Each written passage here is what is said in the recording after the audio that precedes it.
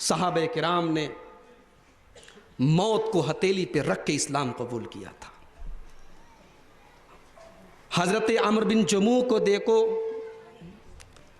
60 साल की उम्र हो चुकी है, बूढ़े हो चुके हैं, एक लड़ाई में एक पैर कट चुका है, लंगड़े हो चुके हैं, बैसाखी के सहारे चलते हैं। अल्लाह के नबी की तरफ से ऐलान किया जाता है जिहाद में जाना है, लड़ाई में जाना है। हजरत अमर बिन जमू घर आते अपने बच्चों से कहते हैं मेरा सामान भी तैयार करो, मैं भी जाऊंगा जंग के मैदान में।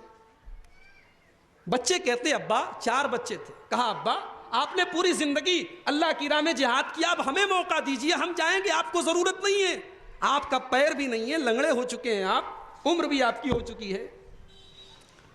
कहा मेरे बच्चों में अपनी इन लंगड़ी टांगों से अगर अल्लाह की राह में शहीद होना चाहता हूं तो तुम्हें क्या एतराज है, क्या ऑब्जेक्शन है?